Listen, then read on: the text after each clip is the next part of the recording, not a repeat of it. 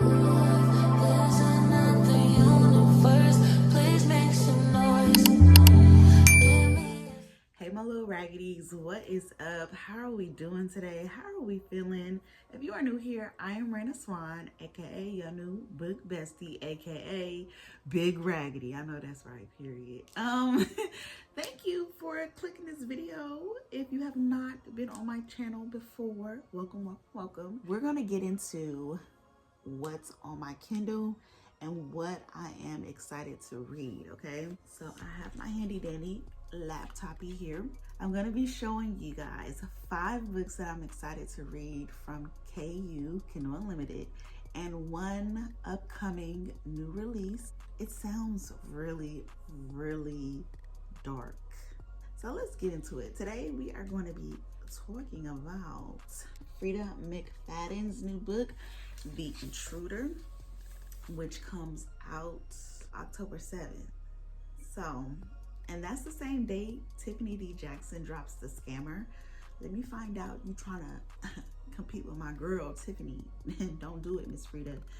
So let's get into what this book is about. So it says, Casey's cabin in the wilderness is not built for a hurricane. Her roof shakes, the lights flicker, and the tree outside her front door sways ominously in the wind.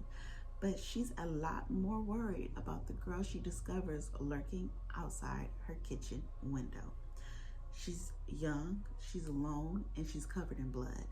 The girl won't explain where she came from or loosen her grip on the knife in her right hand. And when Casey makes a disturbing discovery in the middle of the night, things take a turn for the worse. The girl has a dark secret, one she'll kill to keep. And if Casey gets too close to the truth, she may not live to see the morning. Casey needs to move. This is just a tale of survival. And I don't know if my heart can take it. I know that Freida is very wacky when it comes to her plot twists and things. So now my mind is immediately going to, who sent this little girl?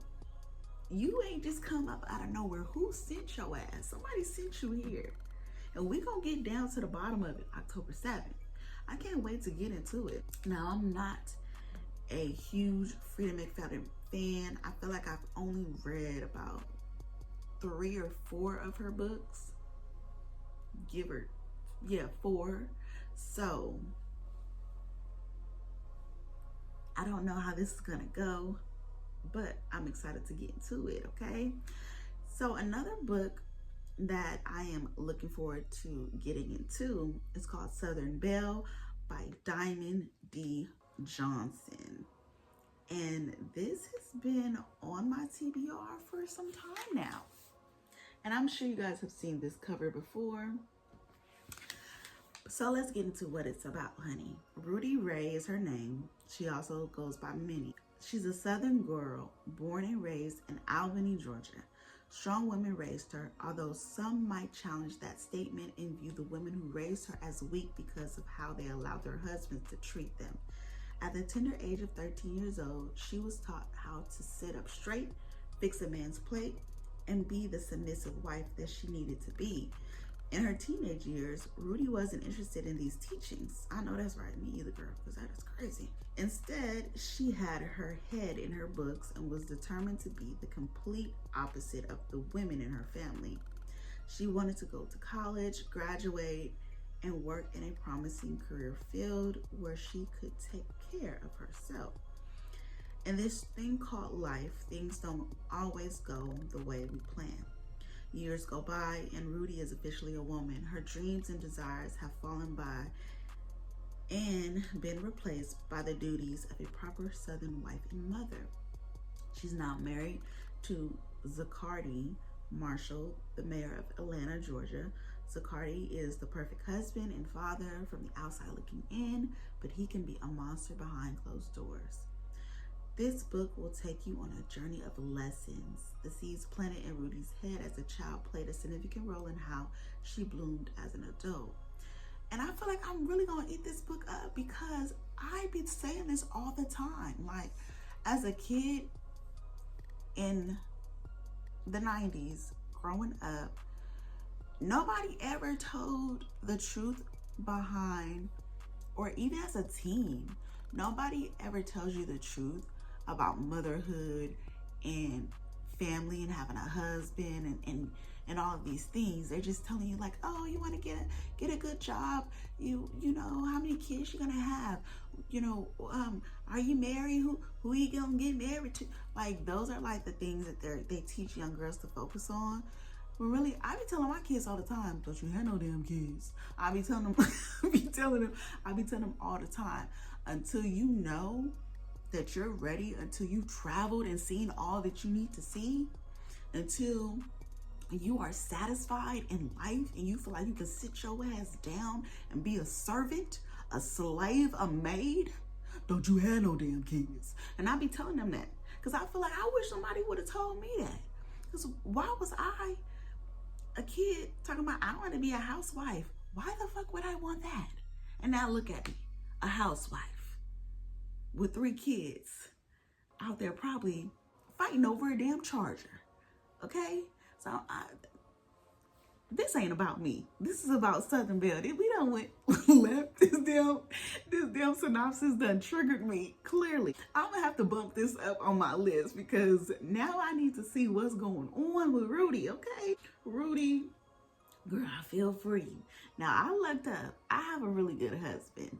And I was just telling my daughter this last night. Okay, we're gonna get back to the book, but let me just tell you. So last night, I was telling my oldest, come here. I'm like, okay, go vacuum the living room. She was like, oh my God, I don't want to vacuum. Chores. I said, well, what are you going to do when you get your own place? Like, I'm a little worried because how is your place going to look? And she was like, you know, I was like, what are you going to do when you get older? What are you going to be? You know, she was like, I'm going to be a housewife. I said, you want to be a housewife? Do you not see my life? Do you not see me folding clothes, laundry, dishes, all of the things? No, you want to pick up the things off your floor in your room. How are you going to be a housewife? She said, well, my husband's going to help me cook and clean sometimes. I said, baby, your dad is very rare. I said, do you know a lot of husbands don't help their wives cook or clean? I said, your dad, he's just rare. And then Marcus had to chime in like, yeah, baby, you can't eat, yeah. Now, I'm hoping that you find someone like me or even better than me. That's my goal. But yeah, a lot of men is not out here cooking and cleaning. So we need to start having honest conversations. And I'm really loving how the younger generation, when I say younger generation, I mean y'all in y'all 20s, because believe it or not, I know I'm fine and all, but I'm 35. So I love how the girls in their 20s are like, I'm not having kids. Like, what? I'm going to be the rich auntie. Period. As you should, niece. As you should. We're going to move on because Southern Belle done triggered me. We done started talking about a whole other different topic. So next on my list is going to be my first Jacqueline J book. I've never read any of her work, but I hear that the girlies really like her in the urban fiction community. So I'm going to be getting into 10,000 Hours with a Rich Menace. This is the cover, very gangster. Imagine your best friend invites you to an all-expenses paid trip, right? Luxury at its finest, a 5-star resort, designer shopping sprees, fine dining, and balling out like there's no tomorrow. She swears her new man is head over heels for her and doesn't mind spinning a bag. While she's out on a date, you decide to unwind with a bubble bath. The warmth relaxes you, lulling you into a comfort. You dip your head beneath the water, letting the silence consume you. But when you resurface, the silence is shattered. A man is standing there watching you. Before you can scream, darkness takes over you. You're knocked out, blindfolded, tied up, and on a jet. Your paradise suddenly replaced with a cold reality of Staten Island, New York. That's when you learn the truth. Your best friend stole a lot of money from a very powerful man, a man with ties to an even more powerful family, and to save herself, she didn't run. She offered you up instead.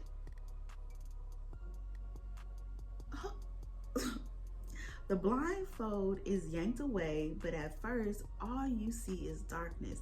Then, as your vision adjusts, you lock eyes with him. A tall, brown-skinned man, his body inked with tattoos. One look, one breath, and you realize the truth. You've been handed over to Menace Casilla, not a prisoner, but as his wife. Who? Girl, who? You ain't got no other friends you could have offered up? That is sick, but I'm interested. Yeah, so I am gonna be making my way through a lot of these different Black authors in the upcoming year. So Jacqueline J, girl, this better be a good one, because that pissed me off. But we're gonna move on for the sake and time of this video. Okay, so next up we have All We Left Unsaid by Natalie K. Martin. Here is the cover. And let's get into what this is about, okay? Sisters Jess and Ivory have always shared everything: childhood memories, a flat, and a love for rom-coms. As different as they are, together they're the perfect balance, with Jess's calm elegance complementing Ivory's spirit and the thirst for adventure. But there is one thing, one person they can't share: Ivory's friend Finn. And when Jess falls for him, the betrayal cuts deep, forming a chasm between the two sisters that widens with every passing day. Years after that fateful falling out, Jess receives a call that changes everything and throws her on a journey following in her wilder sister's footsteps to discover what happened to Ivory. But is it ever too late to say you're sorry? So this one is probably going to make me cry, because girl, what happened to your sister Ivy? Did she just become like a party girl who was tooting that stuff? You know, like, what happened? Was she murdered? But like, did she turn into a prostitute? Like, I need to know. So I don't know why my mind went there, but it did. And so we're gonna get to what happened to Ivy, because we need to know. Okay, 2 more books and I'm gonna let y'all go. Okay, so next on the list is The After Party by AC author Venus McGee. Drea Carter and Jackie Benson are co-workers with a lot in common. They're smart, independent, driven, and deserving of recognition, certainly more than they've been handed by a demoralizing boss. He's the topic of conversation at their impromptu get-together after the company holiday party, where the threesome fantasizes about a life without him. There has to be an alternative to taking a deep breath and sucking it up. There is. It's just not the one they expected. When morning comes, Venus, Drea, and Jackie are blindsided by murder. A twist of fate that brings a startling new challenge to the table and forces them to navigate a hair-raising detour they never saw coming. For better, and unless they can help it, for worse, it's going to turn their world upside down. What starts as a necessary bond of mutual trust soon morphs into an empowering and gallivanting friendship that Venus, Drea, and Jackie need now more than ever.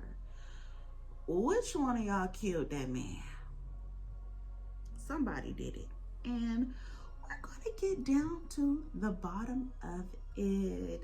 This actually seems like it would be a really good film to show adaptation. And this is the cover for The After Party.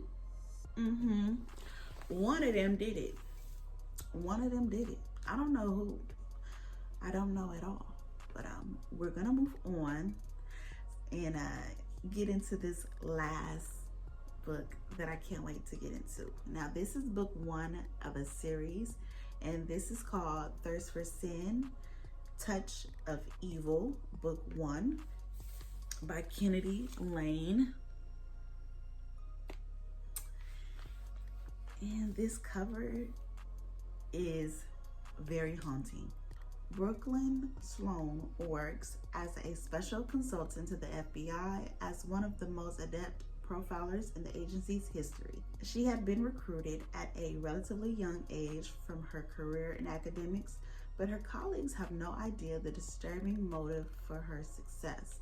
While her current investigation into a cold-blooded serial killer garners the attention of the media, Brooke is able to discover the unsub's first kill. When a tragic shooting takes place involving one of the agents assigned to the case, Brooke finds herself unexpectedly out in the field searching for evidence that will eventually lead her to a valuable suspect.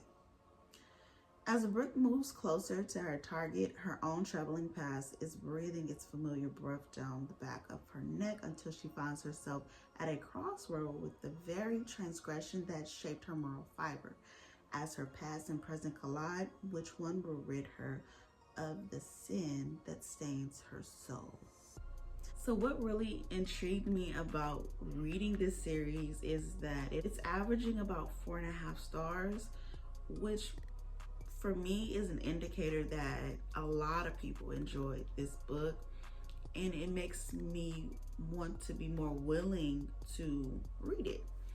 Now, as some of you guys know, I am not a big series type of girl. I will read book 1 and not touch book 2, or I'll read book 1 and 2 and not look for book 3. So if this is really, really good, I can't lie, I will be back for more. So I just want to, stick my pinky toe in and see what Kennedy Lane has going on, and to see if she can wow me. The title is really what grabbed me too. Thirst for Sin really just sounds like it's gonna be a lot of twists and turns, and sounds like it's gonna be very fast paced because it seems like it's gonna be a lot of stuff going on at once. That's what I look for and love when it comes to my thrillers. I need them to be fast paced. So this AI generated text from customer reviews says, customers find this book to be a suspense-filled page turner with many twists and turns, making it hard to put down. Now, and that's what I'm looking for. So yeah, which one of these books sound the most interesting to you? Have you read any of these books? Have you hit that subscribe button? Have you liked this video? Have you followed me on Instagram at Rayna.Swan? I don't know.